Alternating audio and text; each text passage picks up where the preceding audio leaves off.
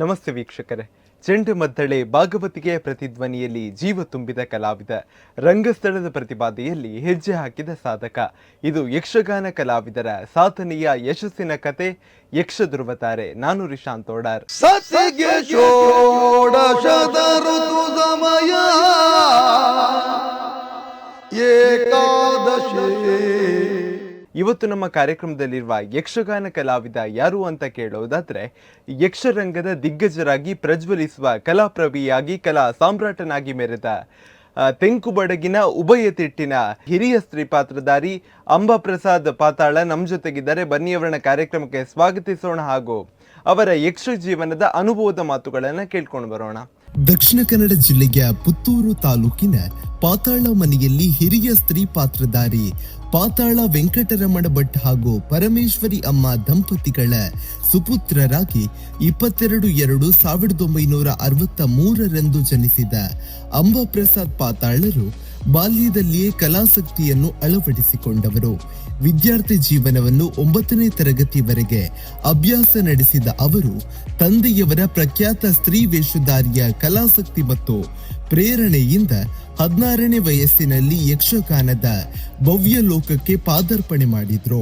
ಧರ್ಮಸ್ಥಳದ ಲಲಿತ ಕಲಾ ಕೇಂದ್ರವು ಇವರಿಗೆ ಯಕ್ಷಗಾನ ಕಲಿಕೆಯ ಧೀಮ್ಕೀಟ ಕಿಟತಕ ತಾಣವಾದರೆ, ಗುರುಗಳಾದ ಕೆ ಗೋವಿಂದ ಭಟ್ ಹಾಗೂ ನೆಡ್ಲೆ ನರಸಿಂಹ ಭಟ್ ಅವರ ಮಾರ್ಗದರ್ಶನದಲ್ಲಿ ಕಲೆಯ ಸೂಕ್ಷ್ಮತೆಯನ್ನು ಅರಿತುಕೊಂಡ್ರು. ಬಲ್ಲಿರೇನಯ್ಯ ಭರತನಾಟ್ಯ ಗುರು ಮಂಗಳೂರಿನ ವಿಠಲ ಮಾಸ್ತರರ ಬಳಿ ನೃತ್ಯಾಭ್ಯಾಸ ಮಾಡಿ ಅಪ್ರತಿಮ ಸ್ತ್ರೀ ಪಾತ್ರಧಾರಿಯಾಗಿ ಹೊರಹೊಮ್ಮಿದರು.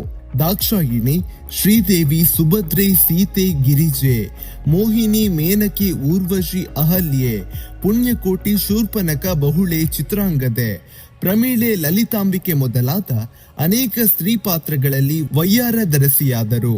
ತುಳು ಪಾತ್ರಗಳಾದ ತುಳಸಿ, ಚಂದನ, ಪುಲ್ಲಪೆರ್ಗಡತಿ, ಬುಧಬಾರೆ, ಸಿರಿ, ಸೋಮಲೆ, ಮಹಾಕಲೆ ಮೊದಲಾದ ಪಾತ್ರಗಳಲ್ಲಿಯೂ ತಮ್ಮದೇ ಆದ ಛಾಪು ಮೂಡಿಸಿದ್ದಾರೆ. ಇದರ ಜೊತೆಗೆ ಶ್ರೀರಾಮ, ಶ್ರೀಕೃಷ್ಣ, ಈಶ್ವರ, ಪರಶುರಾಮ, ಧರ್ಮರಾಯ, ಭೀಮ, ಅರ್ಜುನ, ಭೃಗು, ವಿಭೂಷಣ, ಘೋರರೂಪಿ, ನಿಶುಂಭ ಮುಂತಾದ ಪುರುಷ ಬಣ್ಣದ ವೇಷಗಳಲ್ಲಿಯೂ ಕಲಾರಸಿಕರ ಮನಗೆದ್ದಿದ್ದಾರೆ. ಯಕ್ಷಗಾನಂ ಗೆಲ್ಗೆ ಎಂಬ ಮಹತ್ತರ ಉದ್ದೇಶದೊಂದಿಗೆ ಧರ್ಮಸ್ಥಳ, ಸುಂಕತಕಟ್ಟೆ, ಕದ್ರಿ, ಸುರತ್ಕಲ್, ಮಧೂರು, ಶಿರಸಿ, ಮಾರಿಕಾಂಬ, ಕಾಟಿಪಳ್ಳ, ಪುತ್ತೂರು, ಮಂಗಳಾದೇವಿ, ಕರ್ನಾಟಕ, ಎಡನೀರು, ಹೊಸನಗರ, ಬಾಚಕೆರೆ, ದೇಂತಡ್ಕ ಮೊದಲಾದ ಅನೇಕ ಮೇಳಗಳೊಂದಿಗೆ ಬಣ್ಣ ಹಚ್ಚಿ ಜನಮನದಲ್ಲಿ ಪಾತಾಳರ ಸ್ತ್ರೀವೇಷ ಎಂಬ ವಿಶಿಷ್ಟ ಗುರುತನ್ನು ಪಡೆದಿದ್ದಾರೆ. ಕಲೆಯ ಮೌಲ್ಯ ಅರಿತ ಹಲವಾರು ಸಂಘ ಸಂಸ್ಥೆಗಳು ಇವರನ್ನು ಸನ್ಮಾನಿಸಿ ಗೌರವಿಸಿವೆ. ಸರಕಾರಿ ಮಾದರಿ ಹಿರಿಯ ಪ್ರಾಥಮಿಕ ಶಾಲೆ ಉಪ್ಪಿನಂಗಡಿ, ರಾಮನಗರದ ಶಾರದಾ ಕಲಾ ಮಂಟಪ, ಕೈಕಂಬದ ಯಕ್ಷ ಬಳಗ ಮುಂಬೈ, ಮಾಟುಂಗ ವಿಶ್ವೇಶ್ವರಯ್ಯ ಹಾಲ್ ಮೊದಲಾದ ವೇದಿಕೆಗಳಲ್ಲಿ ಪೌರ ಸನ್ಮಾನಕ್ಕೂ ಭಾಜನರಾಗಿದ್ದಾರೆ. ಉಪ್ಪಿನಂಗಡಿ, ಸುಬ್ರಹ್ಮಣ್ಯ, ಕಾಂಚನ, ಹಿರಿಯಡ್ಕ ಮೊದಲಾದ ಪ್ರದೇಶಗಳಲ್ಲಿ ಹಲವು ವರ್ಷಗಳ ಕಾಲ ಆಸಕ್ತ ವಿದ್ಯಾರ್ಥಿಗಳಿಗೆ ಫಲಾಪೇಕ್ಷೆ ಇಲ್ಲದೆ ನಾಟ್ಯ ಕಲೆಯನ್ನು ಬೋಧಿಸಿ ವಿದ್ಯಾದಾತರಾಗಿದ್ದಾರೆ. ಇಂದಿಗೂ ಮನೆಗೆ ಬರುವ ಮಕ್ಕಳಿಗೆ ಯಕ್ಷಗಾನ ಕಲಿಸಲು ಹರ್ಷದಿಂದ ಮುಂದಾಗುತ್ತಾರೆ. ಪ್ರಸ್ತುತ ಸುಂಕದಕಟ್ಟೆ ಮೇಳದಲ್ಲಿ ತಮ್ಮ ಯಕ್ಷ ತಿರುಗಾಟವನ್ನು ಮುಂದುವರಿಸುತ್ತಿದ್ದಾರೆ. ಒಟ್ಟಿನಲ್ಲಿ 48 ವರ್ಷಗಳ ವೈಭವಯುತ ಯಕ್ಷಪಯಣ ಹೊಂದಿರುವ ಅಂಬಾಪ್ರಸಾದ್ ಪಾತಾಳರು ಪತ್ನಿ ಜಯಂತಿ ಹಾಗೂ ಮಕ್ಕಳಾದ ಪ್ರಸನ್ನ, ವಿಪಿ, ತಿರುಮಲ ಪ್ರದೀಪ, ಪೂರ್ಣಶ್ರೀಯವರೊಂದಿಗೆ ಸಂತೃಪ್ತ ಕುಟುಂಬ ಜೀವನ ನಡೆಸುತ್ತಿರುವ ಅಂಬಾಪ್ರಸಾದ್ ಪಾತಾಳರು ನಮ್ಮ ಯಕ್ಷ ಧ್ರುವತಾರೆ ಕಾರ್ಯಕ್ರಮದ ಅತಿಥಿಯಾಗಿರುವುದು ನಮ್ಮ ಹೆಮ್ಮೆ.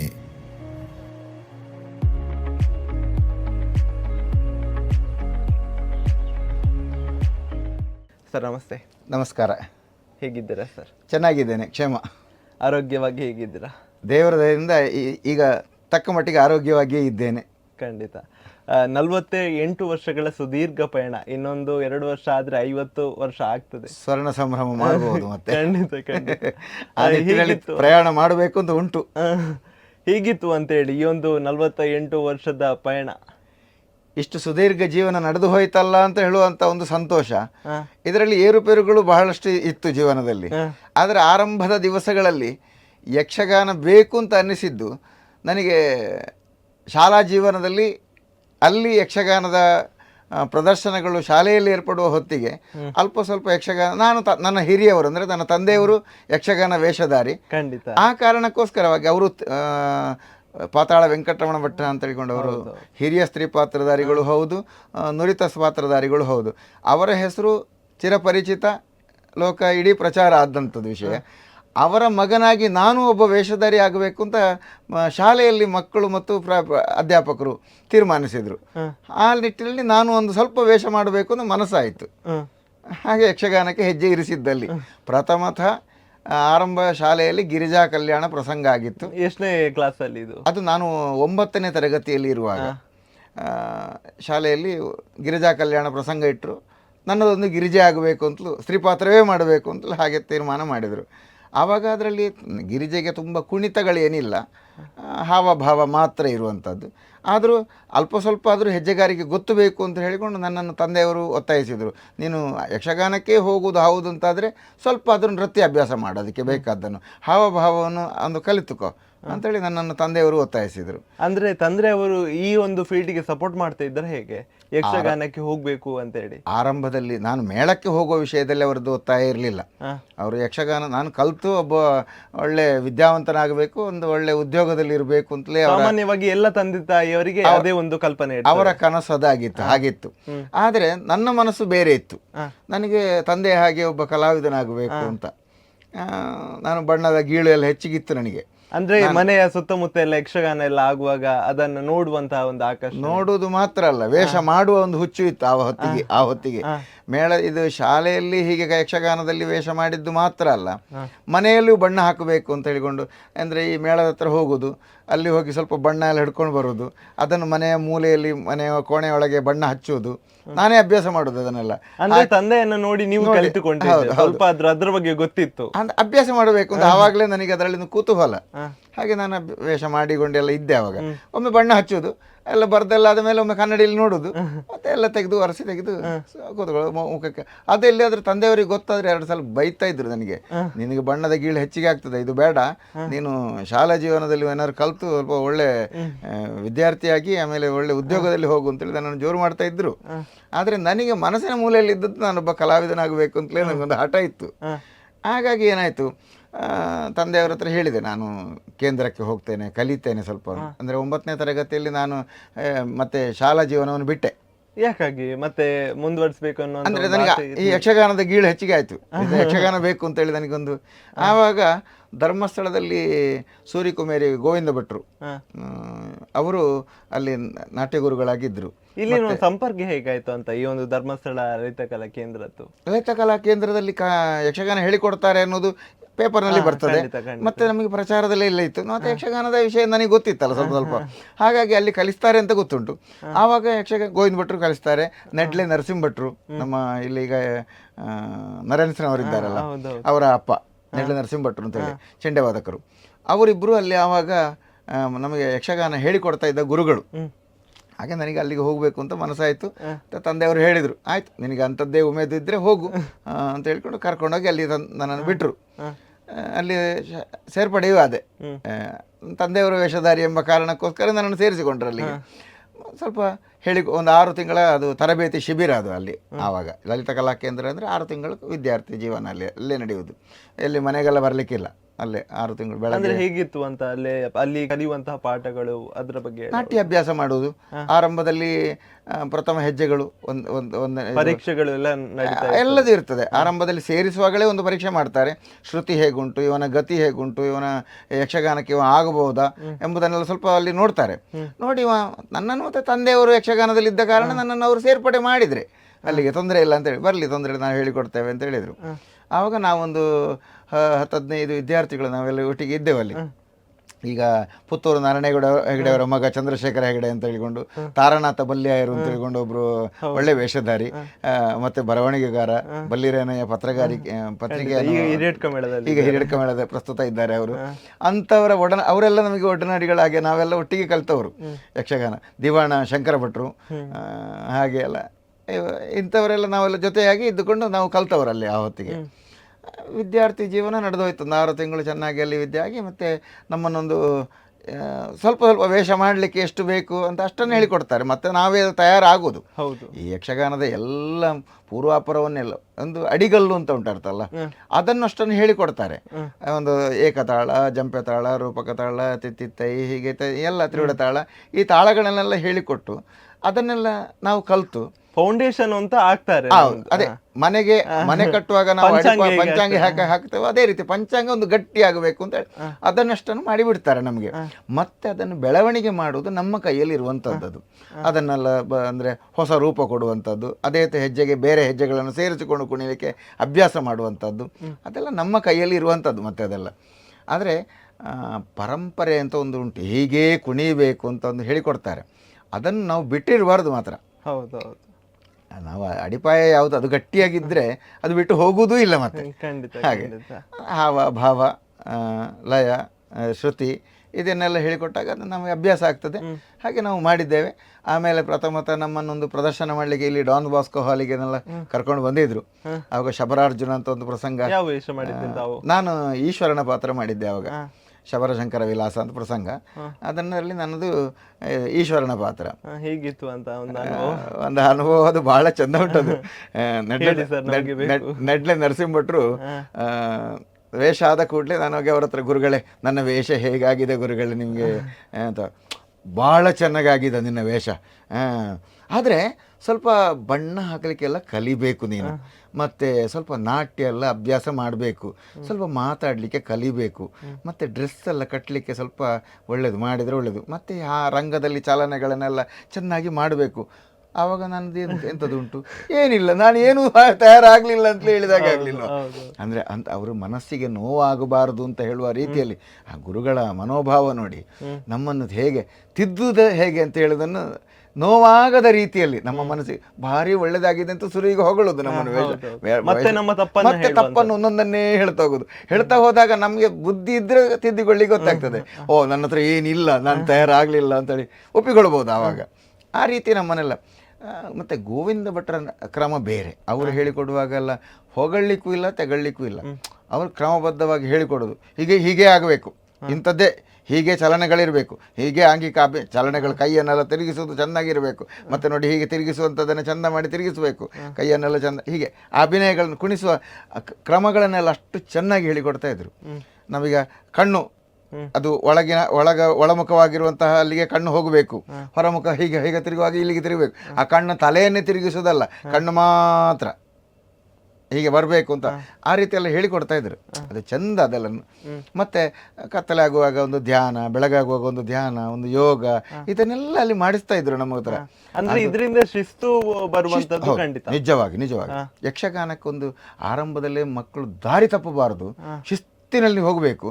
ಆಮೇಲೆ ಇದು ನಿತ್ಯ ವೇಷ, ಮುಖ್ಯಸ್ತ್ರೀ ವೇಷ, ಆಮೇಲೆ ಪೀಠಿಕೆ ಸ್ತ್ರೀ ವೇಷ, ಆಮೇಲೆ ಅರ್ಧನಾರೀಶ್ವರ, ಇದು ಎಲ್ಲ ಪ್ರತಿಯೊಂದನ್ನೂ ನಮಗೆ ಅಲ್ಲಿ ಅವಾಗ ಗುರುಗಳು ಎಲ್ಲ ಹೇಳಿಕೊಟ್ಟಿದ್ದಾರೆ. ಇದು ಷಣ್ಮುಖ ಸುಬ್ರಾಯ, ಆಮೇಲೆ ಒಡ್ಡೋಲಗ, ಇದು ಪ್ರತಿಯೊಂದನ್ನು ಕೂಡ ಅದು ಹೇಳಿಕೊಡುವ ಕ್ರಮವೇ ಹಾಗೆ. ಅದು ಕ್ರಮ ತಾಳ, ಆಮೇಲೆ ತಾಳಗಳಲ್ಲಿಯೂ ಹಾಗೆ ಏಕತಾಳದಿಂದ ಆರಂಭ ಆಗುವಂಥದ್ದು. ಏಕತಾಳ ಅದು ತಾಳವನ್ನು ಹೊಡೆಯುವ ಕ್ರಮ, ಅದರಲ್ಲಿ ಅದನ್ನು ಒಂದನೇ ಕಾಲ, ಎರಡನೇ ಕಾಲ, ಮೂರನೇ ಕಾಲ, ನಾಲ್ಕನೇ ಕಾಲ ಅಂತ ಹಾಗೆ 4 ಕಾಲಗಳ ಭೇದಗಳನ್ನು ಹೇಳಿಕೊಡುವಂಥದ್ದು. ಇದೆಲ್ಲ ಮಾಡ್ತಾರೆ ಯಕ್ಷಗಾನದ ಅದು ಕ್ರಮವೇ ಹಾಗೆ. ಅಷ್ಟನ್ನು ಹೇಳಿಕೊಟ್ಟಿದ್ದಾರೆ ನಮಗೆ. ದೇಮ್ ಕಿಟ್ಟ ತಕ್ಕ ತರ್ರಿ ಕಿಟ್ಟ ತಕ್ಕ, ಅದನ್ನು 1ನೇ ಕಾಲ, 2ನೇ ಕಾಲ, 3ನೇ ಕಾಲ, 4ನೇ ಕಾಲದಲ್ಲಿ ಹೇಗೆ ಹೇಳ್ಬೋದು, ಇದನ್ನೆಲ್ಲ ಹೇಳಿಕೊಟ್ಟಿದ್ದಾರೆ. ಹಾಗೆ ತಾಳ ಹಾಕುವಾಗಲೇ ಹಾಗೆ ನಿಧಾನವಾಗಿ ತಾಳ ಹಾಕಿ ಹೇಳಿಕೊಟ್ಟು ನಮ್ಮನ್ನು ಅಭ್ಯಾಸ ಮಾಡಿಸಿದ್ದಾರೆ. ಹಾಗೆ ನಮಗೊಂದು 6 ತಿಂಗಳ ಅನುಭವ ಅಲ್ಲಿ. ಮತ್ತು ಡಾಕ್ಟರ್ ಶ್ರೀ ಡಿ ವೀರೇಂದ್ರ ಹೆಗಡೆಯವರು ನಿಜವಾಗಿ ನಮ್ಗೆ ಒಳ್ಳೆಯ ದಾತಾರರವರು, ಆಶ್ರಯದಾತರು. ಅವರ ಅಲ್ಲಿ ನಮಗೊಂದು ಒಳ್ಳೆಯ ಯಕ್ಷಗಾನ ಕೇಂದ್ರ ಸಿಕ್ಕಿ ನಮಗೆ ಒಂದು ಅವಕಾಶ. ಈಗ ನಿಜವಾಗಿ ಇನ್ನು ಮುಂದಿನ ಪೀಳಿಗೆಯವರಿಗೆ ಅಲ್ಲಿ ಕೇಂದ್ರ ಅನ್ನೋದು ಇಲ್ಲ ಈಗ ಧರ್ಮಸ್ಥಳದಲ್ಲಿ. ಅಂದರೆ ಮಕ್ಕಳೇ ಹೋಗುವುದಿಲ್ಲ ಯಾರು, ವಿದ್ಯಾರ್ಥಿ ಜೀವನ ಒಂದು ಈಗಲ್ಲಂದ್ರೆ ಹೊರವಲಯದಲ್ಲಿ ತುಂಬ ಗುರುಗಳು ಈಗ ಇದ್ದಾರೆ. ಎಲ್ಲ ಅವರು ತರಬೇತಿ ಶಿಬಿರಗಳು ಎಲ್ಲೆಲ್ಲೋ ಇದೆ. ಹಾಗಾಗಿ ಆ ಶಿಬಿರಗಳಲ್ಲಿ ಕಲಿತು ಅಲ್ಲೇ ತಯಾರಾಗ್ತಾ ಇರ್ತಾರೆ. ಈಗ ಪಟ್ಲದವರು ಹಾಗೆ ಶಿಬಿರ ತಯಾರು ಮಾಡ್ತಾ ಇದ್ದಾರೆ, ಎಲ್ಲೆಲ್ಲೋ ತುಂಬ ಶಿಬಿರಗಳು ನಡೀತಾ ಇವೆ. ಹಾಗಾಗಿ ಹೊರವಲಯದಲ್ಲಿ ಕಲೀಲಿಕ್ಕೆ ಅವಕಾಶ ಉಂಟು ಯಕ್ಷಗಾನ. ಹಾಗಾಗಿ ಏನಾಗಿದೆ ಅಂದರೆ ಧರ್ಮಸ್ಥಳ ಕೇಂದ್ರ ಅನ್ನೋದು ಅದು ಉಳಿಲಿಲ್ಲ, ಅದು ನಶಿಸಿ ಹೋಯಿತು. ಇನ್ನಲ್ಲಿ ಬರ್ಬೋದು ಅಂತಲೂ ಹೇಳಲಿಕ್ಕೆ ನನಗೆ ಧೈರ್ಯ ಸಾಲದು ಈಗ ಹೇಳಲಿಕ್ಕೆ.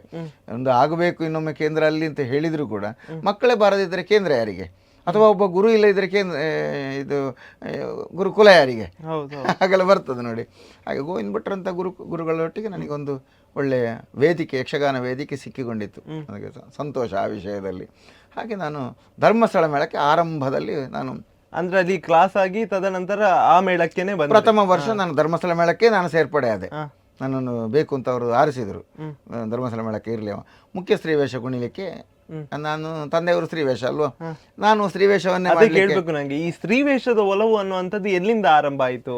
ನನಗೆ ಸ್ತ್ರೀವೇಷದ ಒಲವು ಅನ್ನೋದಲ್ಲ, ತಂದೆಯವರು ಸ್ತ್ರೀವೇಷ ಮಾಡ್ತಾ ಇದ್ರು, ಹಾಗೆ ನಾನು ಮಗನು ಸ್ತ್ರೀವೇಷ ಮಾಡಬೇಕು ಅಂತ ಹೇಳಿದ್ದು ಅವರ ಅಭಿಪ್ರಾಯ. ಅದು ಯಾರು ಈ ಗುರುಗಳು ಹೇಳಿಕೊಡುವಾಗ. ನಿಜವಾಗಿ ಆದ್ರೆ ನನಗೆ ಗುರುಗಳು ಹೇಳಿಕೊಟ್ಟದ್ದು ಆರಂಭದಲ್ಲಿ ಸ್ತ್ರೀವೇಷವನ್ನಲ್ಲ. ನಾನು ಈಶ್ವರ ಮತ್ತೆ ರಾಮ, ದಶರಥ ಇಂಥ ಪಾತ್ರಗಳನ್ನೆಲ್ಲ ನನಗೆ ಆರಂಭದಲ್ಲಿ ಮಾಡಿಸಿದ್ದು. ಸ್ತ್ರೀವೇಷ ನನ್ನ ಹತ್ರ ಮಾಡಿಸ್ಲೇ ಇಲ್ಲ. ಮಾಡಿಸಿದ್ರೆ ನನ್ನ ಹತ್ರ ಕೈಕೆ ಮಾಡಿಸಬೇಕಿತ್ತು ಅಥವಾ ಸೀತೆ ಮಾಡಿಸಬೇಕಿತ್ತು. ಹಾಗೆ ಮಾಡಿಸ್ಲಿಲ್ಲ. ನನ್ನನ್ನು ಮಾಡಿಸಿದ್ದೇ ಪುರುಷ ಪಾತ್ರಗಳನ್ನೇ. ಅಂದ್ರೆ ತಂದೆ ಸ್ತ್ರೀವೇಷಧಾರಿ ಎಂಬ ಕಾರಣಕ್ಕೆ ಮಗನು ಸ್ತ್ರೀವೇಷವೇ ಮಾಡಬೇಕು ಅಂತ ಅವರಿಗೆ ಇರಲಿಲ್ಲ. ನನ್ನನ್ನು ಜನ ಲೆಕ್ಕ ಹಾಕಿದ್ದೆ ಹೇಗೆ ಅಂತ ಹೇಳಿದ್ರೆ, ಪಾತಾಳದವರ ಮಗ ಅವ ಸ್ತ್ರೀವೇಷ ಮಾಡುವ, ಸ್ತ್ರೀವೇಷಕ್ಕೆ ಆದೀತು ಅಂದ್ರೆ ಮುಖದ ಇದು ಹಾಗೆ ಉಂಟು, ಹಾಗೆ ಸ್ತ್ರೀವೇಷಕ್ಕೆ ಅಡ್ಡಿಲ್ಲ ಅಂತೇಳಿ ಮಾಡಿದ್ರು ನನ್ನನ್ನು. ಹಾಗೆ ನನಗೂ ಹಾಗೆ ಆಯಿತು. ಅವರು ಎಲ್ಲ ಹೇಳುವಾಗಲ್ವ, ಮುಖ್ಯ ಸ್ತ್ರೀವೇಷ ಕುಣಿಲಿಕ್ಕೆ ನೀನು ತಯಾರಾಗಬೇಕು ಅಂತ ಹೇಳಿದರು. ಸರಿ ಆದೀತು, ಮಾಡ್ತೇನೆ ಅಂತ ಹೇಳಿದೆ. ನಾನು ಇದಕ್ಕೆ ನಿತ್ಯವೇಷಕ್ಕೆ ಹೋಗಲಿಲ್ಲ, ನಾನು ಇದು ಮುಖ್ಯ ಸ್ತ್ರೀವೇಷ ಕುಣಿಲಿಕ್ಕೆ ಹೋದೆ. ಮುಖ್ಯ ಸ್ತ್ರೀವೇಷ ಕುಣಿಲಿಕ್ಕೆ ಆವಾಗ ನನಗೆ ಜೊತೆ ಸಿಕ್ಕಿದವರು ಅದರಲ್ಲಿ ಮೇಗರವಳ್ಳಿ ಕೃಷ್ಣಮೂರ್ತಿ ಅಂತೇಳಿ ಅವರೊಬ್ಬರು, ಅವರು ನನಗೆ ಸಿಕ್ಕಿದರು ಜೊತೆ. ನನಗೆ ಆವಾಗ ನಾವು ಜೊತೆಯಾಗಿ ನಾವು ಒಂದೇ ರೀತಿ ಸೀರೆ ಉಡೋದು, ಒಂದೇ ರೀತಿ ಜಡೆ ಹಾಕೋದು, ಆಮೇಲೆ ಹೂ ಮುಡಿಯೋದು, ಅದು ನಮಗೊಂದು ಲೆಕ್ಕಾಚಾರಗಳು. ಆವಾಗೆಲ್ಲ ಈ ಶಿರೋಭೂಷಣ ಇಟ್ಟೆಲ್ಲ ಮುಖ್ಯ ಸ್ತ್ರೀವೇಷ ಕುಣಿಯುವ ಕ್ರಮ ಇರಲಿಲ್ಲ. ಆವಾಗ ಬರೀ ಒಂದು ಜಡೆ ಮಾತ್ರ ಹೆಣೆದು ಬಿಡೋದು, ಅದಕ್ಕೆ ಒಂದು ಸ್ವಲ್ಪ ಹೂ ಇಡೋದು, ಆಭರಣ, ಮುಂದಲೆ ಕೂಡ ಹಾಗೆ ಸಿಂಗಲ್ ಮುಂದಲೆ, ಹೀಗೆ ಒಂದು ನಡು ಈ ಬೈತಲೆ ಅಂತ ಉಂಟಲ್ಲ ಅಲ್ಲಿಗೆ ಒಂದು ಮುಂದಲೆ, ಸಿಂಗಲ್ ಮುಂದಲೆ ಇಟ್ಟರೆ ಆಯ್ತು, ಅಷ್ಟೇ ಇರೋದು. ಒಂದು ಮೂಗುತಿ, ಮತ್ತು ಮೂಗುತಿಯೂ ಹಾಗೆ ಈಗಿನ ಹಾಗೆ ಎಲ್ಲ ಪೇಟೆಯ ಮೂಗುತಿಯನ್ನು ನಾವು ಇಡುವುದಲ್ಲ, ಆಗೊಂದು ಬೇಗಡೆ, ಅದನ್ನು ಗಮ್ ಹಾಕಿ ಇಲ್ಲಿಗೆ ಅಂಟಿಸೋದು, ಅಂಟಿಸಿ ಅಷ್ಟೇ ಬೇಗ. ಮತ್ತು ತಿಲಕವು ಹಾಗೆ ಚಂದ ಉರುಟು ತಿಲಕ, ಅದಕ್ಕೆ ಉರುಟು ಮುತ್ತುಗಳು, ಆಮೇಲೆ ಇಲ್ಲಿಗೆ 2-3 ಮುತ್ತುಗಳು ಹೀಗೆ ಇಟ್ಟು ಚಂದ ಮಾಡಿ ಹಾಗೆ ಒಂದು ಸ್ತ್ರೀವೇಷ ಮಾಡಿ ಹೋಗುವಂಥ ಕ್ರಮ ಅದು ಆವಾಗೆಲ್ಲ. ಈಗೆಲ್ಲ ಅಲಂಕಾರಗಳಲ್ಲಿ ಬದಲಾವಣೆಗಳು ತುಂಬ ಆಗಿದೆ, ಅದು ಬೇರೆ, ಅದ ಕಾಲಕ್ಕೆ ತಕ್ಕಂತೆ ಇದ್ದರೆ. ಹಾಗೆ ಆವಾಗಿನ ಹಾಗೆ ಇತ್ತು ಅಂದರೆ ಹಳೆಯ ಕ್ರಮದ ಸ್ತ್ರೀವೇಷ. ಒಂದು ಡಾಬು, ಸೊಂಟ ಟಪ್ಪೆ, ಕೈ ಪಟ್ಟಿ, ಬಳೆಯೂ ಹಾಗೆ. ಆವಾಗೆಲ್ಲ ನಮಗೆ ಇದೆಲ್ಲ ಈಗಿನ ಹಾಗೆ ಬಳೆಗಳೆಲ್ಲ ಇಲ್ಲ. ಆವಾಗ ಅಂಗಡಿಯಿಂದ ಬಳೆ ತಗೊಳ್ಳೋದು ನಾವು. ಅದು ಕೆಲವು ಕೈ ಬಳೆ ಹೋಗುದಿಲ್ಲ, ಅದನ್ನು ತುಂಡು ಮಾಡಿ ಅದನ್ನು ಹೀಗೆ ಕ್ಲಿಪ್ಪಿನಾಗಿ ಹಾಕಿ ಬಿಡೋದು, ಈ ರೀತಿ ಬಳೆ ಹಾಕುವಂಥ ಕ್ರಮ. ಒಂದು ಮುತ್ತಿನ ಮಾಲೆ, ಆವಾಗ ಇದು ಈಗಿನ ಹಾಗೆ ಮರದ ಇದೆಲ್ಲ ಸಾಮಾನುಗಳೆಲ್ಲ ಆವಾಗ ಇರಲಿಲ್ಲ. ಒಂದು ಮುತ್ತಿನ ಮಾಲೆ, ಒಂದು ಸಣ್ಣ ಬೆಂಡೋಲೆ, ಅದಕ್ಕೆ ಒಂದು ಮೇಲಿನ ಮುತ್ತಿನ ಹೀಗೆ ಮಾಡಿ ಕಟ್ಟೋದು ಅಂತ ಅಷ್ಟೇ. ಅದೆಲ್ಲ ನಾವೇ ತಯಾರು ಮಾಡಿಕೊಂಡಿದ್ದದ್ದು ಅದೆಲ್ಲ ಅವಾಗೆಲ್ಲ. ಅಂದರೆ ನಾವೆಂದರೆ ಹೇಳಿಕೊಟ್ಟು ಬೇರೆಯವರ ಕೈಯಿಂದ ಕೇಳಿ ಕಲ್ತುಕೊಂಡು ಮಾಡಿಕೊಂಡು ಅಲಂಕಾರಕ್ಕೆ ಬೇಕಾದನ್ನು ಮಾಡಿಕೊಂಡು ಹೋಗೋದು, ಇಂಥದ್ದು ಮಾಡಿಕೊಂಡು ಇತ್ತು. ಅಂದ್ರೆ ಅವಾಗ ನಿಮ್ಗೆ ಒಡನಾಟ ಕಲಾವಿದರಾಗಿ ಧರ್ಮಸ್ಥಳ ಮೇಳದಲ್ಲಿ ಆರಂಭದಲ್ಲಿ ನಮಗೆ ಧರ್ಮಸ್ಥಳ ಮೇಳದಲ್ಲಿ ಕುಂಬ್ಳೆ ಶ್ರೀಧರ್ ರಾಯರು, ಜಯಕುಮಾರರು, ಮತ್ತೆ ತಂದೆಯವರು ಹೇಗೂ ಮೇಳದಲ್ಲಿ ಇದ್ರಲ್ಲ, ಅದೇ ಮೇಳದಲ್ಲಿ ಇದ್ರು. ಆಮೇಲೆ ಆವಾಗ ಬಣ್ಣದ ವೇಷಕ್ಕೆ ಚಂದ್ರಗಿರಿ ಅಂಬಣ್ಣ, ಪಕ್ಕಳಕುಂಜ ಕೃಷ್ಣನಾಯಕರು ಅವರಿದ್ದರು, ಮತ್ತು ಪುತ್ತೂರು ನಾರಾಯಣ ಹೆಗಡೆ ಅವರಿದ್ದರು, ಕುಂಬ್ಳೆ ಸುಂದರರಾಯರಿದ್ದರು, ಗೋವಿಂದ ಭಟ್ರಿದ್ದರು, ಆಮೇಲೆ ಇವರು ಪುಂಡು ವೇಷಕ್ಕೆ ಶ್ರೀಧರ ಭಂಡಾರಿಗಳಿದ್ದರು, ವಸಂತ ಗೌಡ್ರಿದ್ದರು, ಶಂಕರ ಬಾಯಾಡಿ ಅಂತ ಒಬ್ಬರಿದ್ದರು, ಆಮೇಲೆ ನಯನ್ ಕುಮಾರ್ ಹಾಸ್ಯಗಾರರಿದ್ದರು, ವಿಟ್ಲ ಗೋಪಾಲಕೃಷ್ಣ ಜೋಶಿ ಅವರು ಹಾಸ್ಯಗಾರರಿದ್ದರು. ಹಾಗೆ ಅದು ಗಜ ಸೆಟ್ಟು. ಆವಾಗಿನ ಪ್ರಸಂಗ ಕಲಾವಿದರ ಒಂದು ದಿಗ್ಗಜ ಕಲಾವಿದರ ಮಾರ್ಗದರ್ಶನ ಹೀಗಿತ್ತು ಅಂತ ತಮಗೆ? ನಮಗೆ ಹೆದರಿಕೆ ಅವರ ಹತ್ರ. ನಾವು ಅವರ ಹತ್ತಿರ ಹೋಗಿ ಯಾವಾಗಲೂ ಒಂದು ಕಲಾವಿದನ ಎದುರುಗಡೆಯಲ್ಲಿ ದಾಟಿ ಹೋಗ್ಲಿಕ್ಕಿಲ್ಲ. ನಮಗೇನಾದರೂ ಬೇಕಿದ್ರೆ ಪೆಟ್ಟಿಗೆ ಹಿಂದಿನಿಂದ ಹೋಗಿ ಅಲ್ಲಿ ಹೋಗಿ ವಿನೀತ ಭಾವದಿಂದ ತಗ್ಗಿ ಬಗ್ಗಿ ಕೇಳಬೇಕು ನಾವು ಅವರ ಹತ್ರ. ಪ್ರಸಂಗ ಪುತ್ತೂರು ನಾರಾಯಣ ಹೆಗಡೆಯವರ ಕಂಸ ನನ್ನ ದೇವಕ್ಕೆ ಆಗುತ್ತಾ ಇತ್ತು. ಏನು ಹೆದರಿಕೆ ಅಂದರೆ ಅವರು ರಂಗದಲ್ಲಿ ಆ ತುರುಬಿಗೆ ಕೈ ಹಿಡಿದು ಹೀಗೆ ದೇವಕಿಯನ್ನು ಬಗ್ಗಿಸ್ಲಿಕ್ಕೆ ಉಂಟು, ತಲೆ ಕಡಿತಾನೆ ಇವಳದ್ದು ಅಂತ ಹೇಳಿಕೊಂಡು. ಅಂದರೆ ಅವಳ ಮಗನಿಂದ ಮರಣ ಬರ್ತದೆ ಅಂತ ಗೊತ್ತಾಗ್ತದಲ್ಲ. ತಂಗಿಯ 8ನೇ ಗರ್ಭದಲ್ಲಿ ಹುಟ್ಟಿದ ಕೃಷ್ಣನಿಂದ ಇದು ಮಗುವಿನಿಂದ ಮರಣ ಅಂತ, ಕೃಷ್ಣನಿಂದ ಅಂತಲ್ಲ ಮಗುವಿನಿಂದ ಮರಣ ಅಂತ ಗೊತ್ತಾದಲ್ಲಿಗೆ ಆವಾಗ ಏನು ಮಾಡ್ತಾರೆ ಅಂತ ಕಡಿಲಿಕ್ಕೆ ಆವಾಗ ತುರುಬಿ ಕೈ ಹಿಡಿದು ಆವಾಗ ನನಗೆ ಸ್ವತಃ ಕೂದಲಿತ್ತು, ಟೋಪನಲ್ಲ ಆವಾಗ ಕೂದಲು ಬೆಳೆಸಿದ್ದೆ ನಾನೊಂದಿಷ್ಟು. ನನ್ನ ಬೆನ್ನಿನ ಹಿಂದೆ ಅರ್ಧ ಬೆನ್ನುಗಾರಿಗೆ ಕೂದಲಿತ್ತು ನನಗೆ, ಅದಕ್ಕೆ ಜಡೆ ಎಣಿತಾ ಇದ್ದದ್ದು ನಾನು. ಆ ಕೂದಲನ್ನು ಹಿಡಿದ್ರೆ ಅವರ ಕೈಯಲ್ಲಿ ಒಂದು 4 ಕೂದಲಾದ್ರೂ ಬರ್ಬೋದು ಆ ಹೊತ್ತಿಗೆ, ಅಷ್ಟು ಹಿಡಿತಾ ಇದ್ರು ಅವರು ನಮ್ಮನ್ನು. ಸಿಟ್ಟು ಬಂದ್ರೆ ಅವ್ರು ಹಾಗೆ ಹಿಡ್ಕೊಳ್ಳೋದೆ ಗಟ್ಟಿಗೆ. ಒಮ್ಮೆ ತುಳಸಿ ಜಲಂಧರ ಪ್ರಸಂಗದಲ್ಲಿ ಒಂದ್ಸಲ ಹಾಗೆ ಆಗಿದೆ. ನನ್ನದೊಂದು ಮುದುಕಿ, ಹಾಸ್ಯಗಾರರ ವಿಟ್ಲ ಜೋಶಿ ಅವರ ಮುದುಕ ಅಜ್ಜ ಅಜ್ಜಿ ನಮ್ಮದ ಪಾತ್ರವನ್ನು ತುಳಿದದ್ದರಲ್ಲಿ ನಾನು ರಂಗಸ್ಥಳೆಯಿಂದ ಹೊರಗೆ ಬಿದ್ದಿದ್ದೇನೆ ಹೋಗಿ. ಗೊತ್ತೇ ಇಲ್ಲ ನನಗೆ ಅದು. ಆವಾಗ ಏನ್ ಮಾಡ್ಬೇಕಂದ್ರೆ ತುಳಿದ ಹಾಗೆ ಅಭಿನಯಿಸುವುದು, ನಾವು ಬಿದ್ದ ಹಾಗೆ ಮಾಡುದು. ಅದು ನನಗೆ ಗೊತ್ತಿರ್ಲಿಲ್ಲ, ಗೊತ್ತಾಗಲ್ಲ, ಅದು ಪ್ರೇಕ್ಷಕರಿಗೆ ಗೊತ್ತಾಗುದಿಲ್ಲ. ನನಗೂ ಗೊತ್ತಿರ್ಲಿಲ್ಲ ಅವ್ರು ಆಗ ತುಳಿತಾರೆ ಹಾಗೆ ಅಂತ. ನಾನು ಬೀಳಲಿಲ್ಲ, ನಾವು ತುಳಿದ್ರಲ್ಲಿ ಅದೇನಾಯ್ತು, ನಾನು ರಂಗದಿಂದ ಹೊರಗೆ ಹೋಗಿ ಸಭೆಗೆ ಹೋಗಿ ಎದ್ದು ಬಂದಿದ್ದೇನೆ. ಹಾಗೆಲ್ಲ ಆಗಿದೆ ಒಂದ್ಸಲ. ಅಂತ ಪ್ರಕರಣಗಳೆಲ್ಲ ಹಾಗಿದ್ದೆಲ್ಲ ಆಗ್ತದೆ. ಅದು ಪ್ರಥಮತ ಈ ಯಕ್ಷಗಾನದಲ್ಲಿ ಆರಂಭದಲ್ಲಿ ಎಲ್ಲದೂ ಗೊತ್ತಿರುವುದಿಲ್ಲ ನಮಗೆ, ಅದನ್ನು ನೋಡ್ತಾ ಮಾಡ್ತಾ ಬೆಳೀತಾ ಹೋಗುತ್ತದೆ ಹಾಗೆ. ಹಾಗಾಗಿ ಅಂತಂಥ ಒಬ್ಬ ಹಿರಿಯ ಕಲಾವಿದರ ಒಡನಾಟದಲ್ಲಿರುವಾಗ ಅವ್ರ ಹತ್ರ ಹೇಗೆ ಬೇಕು, ನಾವೇನು ಮಾಡಬೇಕು, ನಮಗೇನು ಕಲಿಬೋದು ಅವ್ರ ಹತ್ರ ಸಿಗ್ತದೆ ಎಷ್ಟು ವಿಷಯ. ಹಗಲು ಅವರ ಹತ್ರ ಹೋಗಿ ಅವರ ನಿದ್ರೆಗೆ ಸ್ವಲ್ಪ ಉಪದ್ರ ಕೊಡಬೇಕಾಗ್ತದೆ ನಾವು. ಆವಾಗ ಅವ್ರು ಹೇಳ್ತಾರೆ, ಇಂಥ ಹೊತ್ತಿಗೆ ಹೇಳಿಕೊಡ್ತೇನೆ ಬಾ ನೀನು ಅಂತ ಹೇಳ್ಕೊಂಡೆಲ್ಲ ಹೇಳಿಕೊಡುವವರು ಎಷ್ಟು ಎಲ್ಲ ಇದ್ದರು, ತುಂಬ ಜನ. ನನಗೆ ಬೇಸಿಗೆಯಲ್ಲಿಯೂ ಹಾಗೆ, ಮಳೆಗಾಲದಲ್ಲಿಯೂ ಹಾಗೆ. ಮಳೆಗಾಲದಲ್ಲಿ ನಾನು ಸುಮ್ಮನೆ ಕೂತವ ಅಲ್ಲ. ಆರಂಭದ ವರ್ಷವೇ, ನಾನು ಪ್ರಥಮ ವರ್ಷ ಧರ್ಮಸ್ಥಳ ಮೇಳಕ್ಕೆ ಸೇರಿದ ವರ್ಷವೇ ಮಳೆಗಾಲದಲ್ಲಿ ನಾನು ಭರತನಾಟ್ಯ ಕಲಿಬೇಕು ಅಂತ ನನಗೊಂದು ಆಸೆ ಆಯಿತು. ಯಕ್ಷಗಾನ ಮಾತ್ರ ಅಲ್ಲ, ಭರತನಾಟ್ಯವೂ ಬೇಕು ನನಗೆ, ನಾಟ್ಯಾಭ್ಯಾಸ ಮಾಡಬೇಕು ಅಂತ ಆಯ್ತು. ಅಂದ್ರೆ ನಾಟ್ಯದ ಕನೆಕ್ಷನ್ ಯಕ್ಷಗಾನಕ್ಕೂ ಇರ್ತದೆ, ಭರತನಾಟ್ಯಕ್ಕೂ ಹೊಂದಿಕೆ ಆಗ್ತದೆ ಅಂತ. ಅಂದ್ರೆ ಈ ಮುದ್ರೆಗಳು, ಕಣ್ಣಿನ ಚಲನೆ, ಆಂಗಿಕ ಅಭಿನಯಗಳು ಇದೆಲ್ಲ ಹೆಚ್ಚಿಸಿಕೊಳ್ಳಿಕ್ಕೆ ಒಳ್ಳೆಯದಾಗ್ತದೆ ಭರತನಾಟ್ಯ ಸೇರಿಸಿಕೊಂಡ್ರೆ. ಯಕ್ಷಗಾನಕ್ಕೆ ಭರತನಾಟ್ಯವನ್ನು ಸೇರಿಸಿದರೆ ಆಂಗಿಕ ಅಭಿನಯಗಳು, ಆ ಹಾವಭಾವಗಳು ವ್ಯತ್ಯಾಸ ಮಾಡಲಿಕ್ಕೆ ಆಗ್ತದೆ, ಬೇಕಾದಾಗ ಬಳುಕು ಹೆಚ್ಚು ಬರ್ತದೆ. ಇದನ್ನು ಲಾಸ್ಯ ಕ್ರಮ ಬರಲಿಕ್ಕೆ ಬೇಕಾಗಿ ನಾನು ಭರತನಾಟ್ಯವನ್ನು ಸ್ವಲ್ಪ ಕಲಿಬೇಕು ಅಂತ ಮನಸ್ಸು ಮಾಡಿದೆ. ಹಾಗೆ ತಂದೆಯವರು ನನ್ನನ್ನು, ಅವರ ಗುರುಗಳು ಮಾಸ್ಟರ್ ವಿಠಲ್ ಕೊಡಿಯಾಲ್ ಬೈಲ್ನಲ್ಲಿ ಇದ್ದವರು. ಅವರು ಕಂಕನಾಡಿಯಲ್ಲಿ ಒಂದು ಈಗ ಇಲ್ಲ, ಅದು ಆತ ಬಿಲ್ಡಿಂಗ್ ಹೋಗಿದೆ. ಅದರಲ್ಲಿ ಏನಾಗಿದೆ ಅಂತ ಹೇಳಿದ್ರೆ, ಹೆಣವನ್ನು ಮಲಗಿಸುತ್ತಿದ್ದಂಥ ಅದು ಕೊಠಡಿ. ಅದರಲ್ಲಿ ನನ್ನನ್ನು ಈ ಮಾಸ್ಟರ್ ವಿಠಲ್ರು, ನೀನು ಇಲ್ಲಿ ಇದೇ ರೂಮಲ್ಲಿ ಇದ್ದುಕೋ, ನೀನು ಇಲ್ಲಿ ಮಲಗಬಹುದು. ನನ್ನ ಹತ್ರ ಅವ್ರು ಹೇಳಲಿಲ್ಲ ಆವಾಗ, ಹೆಣ ಮಲಗಿಸಿಕೊಂಡೆ ಅಂತ ನನ್ನ ಹತ್ರ ಹೇಳಲಿಲ್ಲ. ನೀನು ಇಲ್ಲಿ ಮಲಗ್ಬೋದಪ್ಪ, ತೊಂದರೆ ಇಲ್ಲ, ಇಲ್ಲಿ ಮಲಗು, ನಾನು ದಿವಸ ಬಂದು ಕ್ಲಾಸ್ ಮಾಡ್ತೇನೆ, ಸಾಯಂಕಾಲ ಹೋಗ್ತೇನೆ, ನೀನು ಇಲ್ಲೇ ಇದ್ದುಕೋ. ನಾನು ಅಲ್ಲೇ ಮನೋಹರ ವಿಲಾಸ ಅಂತ ಹೋಟೆಲ್ ಉಂಟು, ಅಲ್ಲಿಂದ ಇಷ್ಟು ಸಾಂಬಾರು ತಗೊಂಡು ಬರೋದು, ಗಂಜಿ ನಾನೇ ಇಡುವುದು ಅಲ್ಲೇ ಗಂಜಿ ಇಟ್ಟು, ನಾನು ಗ್ಯಾಸಿನ ಒಂದು ಒಲೆ, ಸೀಮೆಎಣ್ಣೆ ಗ್ಯಾಸಿನ ಒಲೆ ನಾನು ಮನೆಯಿಂದ ಬರುವಾಗ ತಗೊಂಡು ಬಂದು, ಅದರಲ್ಲಿ ಒಂದು ತಪಲೆ ಇಟ್ಟು ತಗೊಂಡು ಬಂದು ಅದರಲ್ಲಿ ಅಕ್ಕಿ ಹಾಕಿ ಬೇಯಿಸಿ ಗಂಜಿ ಮಾಡೋದು. ಇತ್ಲಾಗಿನ ಹೋಟ್ಲಿಗೆ ಹೋಗಿ ಆವಾಗ 5 ರೂಪಾಯಿ ಏನೋ ನನಗೆ ಸಾಂಬಾರಿಗೆ ಒಂದು ಗ್ಲಾಸ್ ಸಾಂಬಾರು ಕೊಡ್ತಾ ಇದ್ರು ಅವರು. ಆ ಸಾಂಬಾರನ್ನು ಹಾಕಿ ಊಟ ಮಾಡೋದು ಅಷ್ಟೇ, ಅಲ್ಲೇ ಇರೋದು ಯಾವಾಗಲೂ. ಅದು 3 ಹೊತ್ತಿಗೂ ನನಗೆ ಗಂಜಿ ಮತ್ತು ಅನ್ನ ಹೀಗೆ ಈ ರೀತಿ ಮಾಡಿ ನಾನು ಊಟ ಮಾಡ್ತಾ ಇದ್ದೆ. ಮನೆಯಿಂದ ಬರುವಾಗ ಸ್ವಲ್ಪ ಉಪ್ಪಿನಕಾಯಿ ತರ್ತಾ ಇದ್ದೆ. ಈ ರೀತಿ ನಾನು ಕಲಿವಿಕೆ ನಂದು ಆರಂಭ ಆಯಿತು.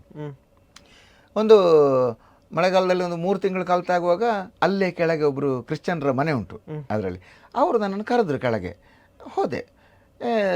ನೀವು ಇಲ್ಲಿ ಮೇಲೆ ಇದ್ದೀರಂತೆ? ಹೌದಾ? ಹೌದು. ಅಲ್ಲಿ ನಿಮಗೆ ಹೆದರಿಕೆ ಆಗೋದಿಲ್ಲೋ ಮಲಗಲಿಕ್ಕೆ ಅಂತ ಕೇಳಿದರು. ಯಾಕೆ ಹೆದರಿಕೆ? ಅದು ನಮ್ಮ ನಾಟ್ಯಾಭ್ಯಾಸ ಮಾಡುವ ಜಾಗ ಅಲ್ಲೋ, ನನಗೆ ಹೆದರಿಕೆ ಇಲ್ಲ ಅಂತ ಹೇಳಿದರು. ಆವಾಗ, ಅಲ್ಲ, ಅದು ಹೆಣ ಮಲಗಿಸುವ ಜಾಗ, ನೀವು ಅದು ಮೊದಲು ಹಾಗೆ ಇತ್ತು, ಈಗ ಇವರು ಅಲ್ಲಿ ನಾಟ್ಯ ಮಾಡಿಸ್ತಾ ಇದ್ದಾರೆ, ನಿಮಗೆ ಹೆದರಿಕೆ ಆಗಲಿಲ್ಲ ಅಲ್ಲ, ನಿಮ್ಮ ಪುಣ್ಯ ಅಂತ ಹೇಳಿದರು.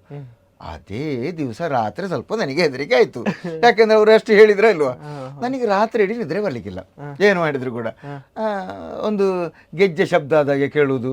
ಯಾಕೆ ಗೆಜ್ಜೆ ಶಬ್ದ ನಿಜವಾಗಿದ್ರೆ ನಾವು ಹೆಜ್ಜೆ ಹಾಕುವಾಗ ಗೆಜ್ಜೆ ಕಟ್ಟಿ ಕುಣಿಯೋದಲ್ವ, ಅಲ್ಲಿ ಅದರ ಶಬ್ದಕ್ಕೆ ಕೇಳಿದಾಗ ಆಗುದು ನನಗೆ ನಿಜವಾಗಿ. ಆದರೆ ಇವರು ಹೇಳಿದ್ದು ನನಗೆ ಅಲ್ಲಿ ಹೆಣ ಅಂತ ಹೇಳಿದ್ರಲ್ಲ, ಇದರಿಂದಾಗಿ ಒಂದು ಕೂದಲು ಕಂಡಾಗ ಆಗುವುದು, ಇಂಥದ್ದೆಲ್ಲ ನನಗೆ ಕಾಣಲಿಕ್ಕೆ ನಿದ್ದೆ ಬರಲಿಲ್ಲ ಬೆಳಗ್ಗೆ.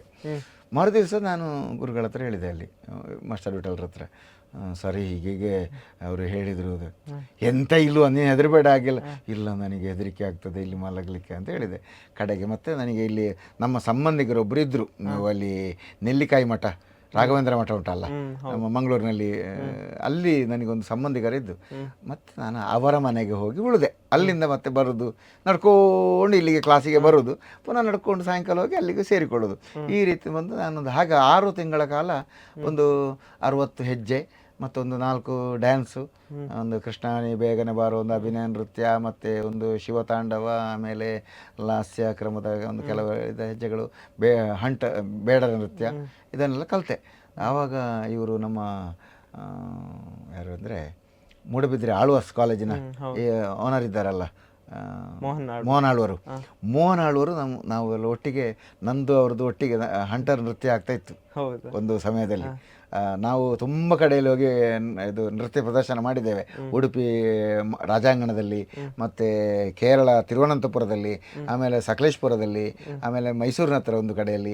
ಹಾಗೆ ನಾವೆಲ್ಲ ಒಂದು ಕಡೆಯಲ್ಲಿ ಕೆಲವೆಲ್ಲ ಕಡೆಯಲ್ಲಿ ಡ್ಯಾನ್ಸ್ ಪ್ರದರ್ಶನ ಕೊಡಲಿಕ್ಕೆ ಹೋಗಿದ್ದೇವೆ. ಇದೆಲ್ಲ ನಮ್ಮ ಅನುಭವಗಳಷ್ಟೇ. ಹಾಗೆ ಅಂಥದ್ದೆಲ್ಲ ನಾನು ಕಲಿತು ಮಾಡಿದ್ದೇನೆ. ಅದನ್ನು ಈಗ ಯಕ್ಷಗಾನದಲ್ಲಿಯೂ ಮತ್ತೆ ಬಳಸಿಕೊಳ್ಳಿಕ್ಕೆ ಅವಕಾಶ ಆಯಿತು. ನಾನು ಆ ವರ್ಷ ಧರ್ಮಸ್ಥಳ ಮೇಳದ ತಿರುಗಾಟ ಆದ 1ನೇ ವರ್ಷ ಇದು, ಮಳೆಗಾಲದಲ್ಲಿ ಹಾಗೆ ಕಲಿತು ಮರು ವರ್ಷ ಮತ್ತೆ ಧರ್ಮಸ್ಥಳ ಮೇಳಕ್ಕೆ ನನ್ನನ್ನು ಸೇರಿಸಿಕೊಳ್ಳಿಲ್ಲ. ಯಾಕಾಗಿ? ಅಲ್ಲಿ ಆವಾಗ ಸ್ತ್ರೀವೇಷಕ್ಕೆ ಜನ ಇತ್ತು, ಹುಡುಗಾಟಿಗೆ ಅವರು ಬೇರೆ, ಮತ್ತೆ ಹೊಸ ಹೊಸ ತಯಾರಿಯಾಗಿ ಬರುವವರು ಇದ್ದಾರಲ್ಲ, ಅವರನ್ನು ಅವಕಾಶ ಕೊಡ್ತಾರೆ. ನಮ್ಮನ್ನು ಹೇಳಿದರು. ನಿಮ್ಮ ತಂದೆಯವರ ಆ ಮೇಳದಲ್ಲಿ ಇದ್ರು ಆ ವರ್ಷ ಇದ್ರು. ತಂದೆಯವರೊಂದಿಗೆ ವೇಷಮೀನು ಮಾಡಿದ್ರೆ ಹೇಗೆ? ಮಾಡಿದ್ದೇನೆ. ಸಖಿ ಪಾತ್ರ ಎಲ್ಲ ಮಾಡ್ಕೊಂಡು ಹೋಗ್ತಾ ಇದ್ದೆ. ಸಖಿ ಪಾತ್ರ ಎಲ್ಲ ನಾನು ಮಾಡಿಕೊಂಡು ಹೋಗಿದ್ದೇನೆ. ಆವಾಗ ಆ ವರ್ಷ ಧರ್ಮಸ್ಥಳ ಮೇಳದಲ್ಲಿ ಉತ್ತಮ ಸೌದಾಮಿನಿ ಅಂತ ಒಂದು ಪ್ರಸಂಗ, ಅಮರೇಂದ್ರ ಪದ ವಿಜಯ, ಉತ್ತಮ ಸೌದಾಮಿನಿ, ಮತ್ತು ಮಲಯಾಂಬಿಕದ ವರ್ಷ ನಾನು ಮೇಳ ಬಿಟ್ಟದ್ದು. ಧರ್ಮಸ್ಥಳ ಮೇಳ ಮಲಯಾಂಬಿಕಾ ಅಲ್ಲಿ ನನಗೆ ವೇಷ ಇಲ್ಲ, ನೀನು ಹೋಗು, ಬೇರೆ ಯಾವುದಾದ್ರೂ ಮೇಳ ಇದ್ದರೆ ನೋಡಿಕೊ ಅಂತ. ಅದು ಮಾತ್ರ ಅವರು ಹೇಳಿದ ಸಮಯ ಮಾತ್ರ ಏನಾಗಿದೆ ಅಂತ ಹೇಳಿದರೆ, ಮೇಳ ಶುರುವಾಗಲಿಕ್ಕೆ ಆಗುವಾಗ ಹೇಳಿದ್ದಾಗಿದೆ. ನಾನು ಗುರುಗಳ ಹತ್ರ, ಗೋವಿಂದ ಭಟ್ರ ಹತ್ರ ಹೋಗಿ ಹೇಳಿದೆ, ಗುರುಗಳೇ ಹೀಗೆ ನನಗೆ ಮೇಳಕ್ಕೆ ಇಲ್ಲಿ ಬೇಡ ಹೇಳ್ತಾ ಇದ್ದಾರೆ, ಎಂತ ಮಾಡೋದು ಅಂತ. ಆಗ ನೋಡು, ನಾಡ್ದು ಮಂಗಳೂರಿನವರೆಗೆ ಬಾ, ನೀನು ಮಂಗಳೂರಿನಲ್ಲಿ ನಾನು ಬೇರೆ ಮೇಳಕ್ಕೆ ಸೇರಿಸ್ತೇನೆ ಅಂತೇಳಿ ನನ್ನನ್ನು ಕರ್ಕೊಂಡು ಸುಂಕದಕಟ್ಟೆ ಮೇಳಕ್ಕೆ, ಆ ವರ್ಷ ಮೈದಾನದಲ್ಲಿ ಆಟ, ಅಲ್ಲಿಂದ ಅವರ ಶಬರಿಮಲೆ ಅಯ್ಯಪ್ಪದ ಈಶ್ವರ ಮಾಡಿ ಅವರು ನನ್ನನ್ನು ರಾತ್ರಿ 1 ಗಂಟೆ ರಾತ್ರಿಗೆ ಕರ್ಕೊಂಡು ನನ್ನನ್ನು ಸುಂಕದಕಟ್ಟೆ ಮೇಳದ ಆಟ ಜಪ್ಪಿನ ಮೊಗರಿನಲ್ಲಿ ಇತ್ತು, ಅತ್ತಾವರ, ಅಲ್ಲಿಗೆ ಕರ್ಕೊಂಡು ಹೋದರು. ಅಲ್ಲಿ ಹೋಗಿ ಅಲ್ಲಿ ಆ ದಿವಸ ರಾಮಾಶ್ವಮೇಧ ಪ್ರಸಂಗ ಅವರದ್ದು. ಅಲ್ಲಿ ನನ್ನ ಒಂದು ರಾಮಾಶ್ವಮೇಧದ ಒಂದು ಬಲ ಮಾಡಲಿಕ್ಕೆ ನನ್ನನ್ನು ವೇಷ ಮಾಡಲಿಕ್ಕೆ ಹೇಳಿದರು. ಅಲ್ಲಿ ವೇಷ ಮಾಡಿದೆ, ಅಲ್ಲಿಗೆ ಸೇರ್ಪಡೆ ಅದೇ ಸುಂಕದಕಟ್ಟೆ ಮೇಳಕ್ಕೆ. ಅದೇ ದಿವಸ ಅಲ್ಲಿ ಸೇರ್ಪಡೆ. ಮರು ದಿವಸದಿಂದ ಕಂಟಿನ್ಯೂಸ್ ಕಾಯಂ ಸುಂಕದಕಟ್ಟೆ ಮೇಳ ಮತ್ತು ನನಗೆ. ಹಾಗೆ ಆಮೇಲೆ ಸುಂಕದಕಟ್ಟೆ ಮೇಳದಲ್ಲಿ ಒಂದು 5 ವರ್ಷ ತಿರುಗಾಟ ಮಾಡಿದ್ದೇನೆ ಬಿಡದೆ. ನಿರಂಜನ ಸ್ವಾಮಿಗಳು ಒಳ್ಳೆ ಯಕ್ಷಗಾನದ ಒಂದು ಕ್ಷೇತ್ರ, ಅದೊಂದು ಸುಂಕದಕಟ್ಟೆ ಅಂಬಿಕಾ ಅನ್ನಪೂರ್ಣೇಶ್ವರಿ ದೇವಸ್ಥಾನ ಅಂತ ಹೇಳಿದರೆ ಹೆಚ್ಚಿನ ಕಲಾವಿದರು ಅಲ್ಲಿಂದ ಒಂದು ತಯಾರಾಗಿ ಬಂದವರು ಅಂತಲೇ ಹೇಳ್ಬೋದು. ಎಷ್ಟೋ ಮಂದಿ ಕಲಾವಿದರು ಇದ್ದಾರೆ ಅಲ್ಲಿಂದ ಆ ಸುಂಕದಕಟ್ಟೆ ಮೇಳದಲ್ಲಿ ತಯಾರಾಗಿ ಹೊರಗೆ ಬಂದವರು. ಪ್ರತಿಯೊಬ್ಬರು ಹೆಸರು ಮಾಡಿಕೊಂಡಿದ್ದಾರೆ. ದೇವರದಿಂದ ನನಗೊಂದು ತಾಯಿ ಅನುಗ್ರಹ ಮಾಡಿದ್ದಾಳೆ ಅಂತ ಹೇಳ್ಬೋದು. ನಾನು ಸಹ ಅಲ್ಲಿಂದ ಯಕ್ಷಗಾನ ಸೇರ್ಪಡೆ ಆದೆ. ಆ ವರ್ಷ ಪುತ್ತಿಗೆ ತಿಮ್ಮಪ್ಪ ರೈಗಳು ಭಾಗವತಿಗೆ ನನ್ನನ್ನು ಆರಂಭದ ದಿವಸವೇ ನನ್ನನ್ನು ಕುಣಿಸಿದ್ದವರು. ಆ ದಿವಸ ಒಂದು ಸಣ್ಣ ಅನುಭವ ಆಗಿದೆ ನನಗೆ. ಆ ದಿವಸ ಕೂಡ ಪೊರ್ಕೋಡಿ ಗೊತ್ತು ಸುಂದರ್ ಶೆಟ್ರು ಅಂತ ಮ್ಯಾನೇಜರು, ಅವರು ನನ್ನನ್ನು ಅವರು ಮಾಣಿ ಅಂತ ಕರೆಯೋದು. ಮಾಣಿ ಹೋಗ ವೇಷ ಮಾಡು, ಅಕ್ಕ ಡ್ರೆಸ್ ಎಲ್ಲ ಕೊಟ್ಟಿದ್ದೇನೆ, ಕಟ್ಟಿಕೊಂಡು ಹೋಗ ಆಯ್ತಾ, ಇವತ್ತೊಂದು ಬಲ ಮಾಡು ಅಂತ. ನನ್ನ ವೇಷ ನೋಡ್ಲಿಕ್ಕೆ ಉಂಟು ಇವತ್ತು ಅಂತ ಹೇಳಿದರು. ಆಯಿತು ಅಂತ ಹೇಳಿದೆ. ವೇಷ ಮಾಡಿ ಎಲ್ಲ ಆಯಿತು. ಪ್ರವೇಶ ಆಯಿತು. ಅದೇ ನಮಗೆ ಧರ್ಮಸ್ಥಳ ಮೇಳದಲ್ಲಿ ಸ್ಟೇಜಿನಲ್ಲಿ ಕುಣಿದ ಅಭ್ಯಾಸ ಅಲ್ವಾ, ಇದು ಇದರಲ್ಲಿ ಎಂತ ನೆಲದ ವೇದಿಕೆ. ಆವಾಗ ಸ್ಟೇಜ್ ಇಲ್ಲ, ಸುಂಕದಕಟ್ಟೆ ಮೇಳಕ್ಕೆ ಸ್ಟೇಜ್ ಇಲ್ಲ. ನೆಲದಲ್ಲಿ 4 ಕಂಬ ಹಾಕಿ ಅದಕ್ಕೆ ಹಗ್ಗ ಕಟ್ಟಿ ಸುತ್ತು ಮಾಡಿ ಮಾಡುವಂಥದ್ದು. ಇದು ನಾನು ಹಾರುವಾಗ ಏನಾಯಿತು, ಈ ಸುತ್ತಿಗೆ ಕಟ್ಟಿದ ಹಗ್ಗ ನನ್ನ ಕಾಲಿಗೆ ಸಿಕ್ಕಿ ನಾನು ಮಗಚಿ ಬಿದ್ದೆ. ಸಭೆಯಿಂದ ಬಿದ್ದರೂ ಅಲ್ಲಿಂದ ಎದ್ದುಕೊಂಡು ಬಂದು ಮತ್ತೆ ಹಾರಿದೆ. ಹಾರಬೇಕು ಅಂತ ಕಂಡಿದ್ದು ಹಾರಿದೆ. ಆವಾಗಷ್ಟೇ ಒಂದು 8-10 ದಿನ ಹಾಕ್ತಾ ಇದ್ದೆ ನಾನು ಅಷ್ಟೇ, ಅದನ್ನೇ ಚಾರ್ತಿರ್ಲಿಲ್ಲ ನಾನು. ಅದಾಮೇಲೂ ನಾನು ಅಷ್ಟೇ ಹಾರಿಕೊಂಡಿದ್ದದ್ದು. 8ರಿಂದ 10ರಿಂದ ಎಲ್ಲ ಹೆಚ್ಚು ನಾನು ಇಷ್ಟುವರೆಗೂ ಹಾರಲಿಲ್ಲ. ಈಗಂತೂ ಅಷ್ಟು ಹಾರಲಿಕ್ಕೆ ಹೋಗೋದಿಲ್ಲ. ಅಂತೂ ದಿಂಗಣ ಹಾಕಿದೆ. ವೇಷ ಎಲ್ಲ ನೋಡಿದರು. ಬೆಳಗ್ಗೆ ಆಗುವಾಗ ಅವರಿಗೆ ಮ್ಯಾನೇಜರ್ ಕರೆದ್ರು, ಮಣಿ ಬಿದ್ದೇನಾ ಅಂತ ಕೇಳಿದ್ರು. ಸ್ವಲ್ಪ ಕಾಲಿಗೆ ಹಗ್ಗ ಸಿಕ್ಕಿತು, ಬಿದ್ದೆ, ಸ್ವಲ್ಪ ಎಡವಟ ಆಯಿತು ಅಂತ ಹೇಳಿದೆ. ಅದಕ್ಕೆ ಇಲ್ಲ ಏನಾಗೋದಿಲ್ಲ, ಬೆನ್ನು ತಟ್ಟಿದ್ರು. ಹೀಗೆ ಏನಾಗೋದಿಲ್ಲ, ನಾಳೆ ಸರಿ ಆಗ್ತದೆ, ಆಯಿತಾ, ಅಭ್ಯಾಸ ಆಗ್ತದೆ. ನಾಳೆಗೆ ಎಂಥ ವೇಷ ಅಂತ ಕೇಳು, ಅಕ್ಕ ಕಟೀಲು ಶೀನಣ್ಣ ಅಂತ ಇದ್ದಾರೆ, ಅವ್ರ ಹತ್ರ ಹೋಗಿ ಕೇಳು, ಅವರು ಪ್ರಸಂಗದ ಅನುಭವ ಇದ್ದವರು, ಅವರೆಲ್ಲ ಬರೆದು ಕೊಡ್ತಾರೆ ನಿನಗೆ ಬೇಕಿದ್ರೆ ಅರ್ಥ ಎಲ್ಲ, ಅವ್ರ ಹತ್ರ ಕೇಳಿ ಕಲ್ತುಕೊ ನೀನು ಅಂತೇಳಿ ಹೇಳಿದರು. ಆಯಿತು ಅಂತ ಹೇಳಿದೆ. ಹಾಗೆ ಅಲ್ಲಿಂದಲೇ ಕಟೀಲು ಶೀನಣ್ಣ ಹತ್ರ ಹೋಗಿ ನಮಸ್ಕಾರ ಮಾಡಿ ಹೇಳಿದೆ, ನನ್ನನ್ನು ನಿಮ್ಮ ಹತ್ರ ಕೇಳಲಿಕ್ಕೆ ಹೇಳಿದ್ದಾರೆ ಅಂತ. ಹಾಗೆ ಅಲ್ಲಿಂದ ಮತ್ತೆ ಮರುದಿವಸ ನಮ್ಮ ಪುತ್ತೂರು ತಾಲೂಕಿನಲ್ಲಿ ಆಟ, ಅಲ್ಲಿಂದ ಅತ್ತಾವರದಿಂದ ನಮಗೆ ಪುತ್ತೂರು ತಾಲೂಕಿಗೆ ನಮ್ಮ ಊರಿನ ಹತ್ತಿರವೇ ಆಟ ಆಗಿತ್ತು. ಅಲ್ಲಿ ಪಾರಂಕಿ ಕ್ಷೇತ್ರ ಮಹಾತ್ಮೆ ಅಂತ, ಅದನ್ನು ಬೇರೊಂದು ಹೆಸರಿನಲ್ಲಿ ಕರೀತಾ ಇದ್ದರು, ಅಂತ ಒಂದು ಹೆಸರು ನನಗೀಗ ನೆನಪಾಗ್ತಾ ಇಲ್ಲ.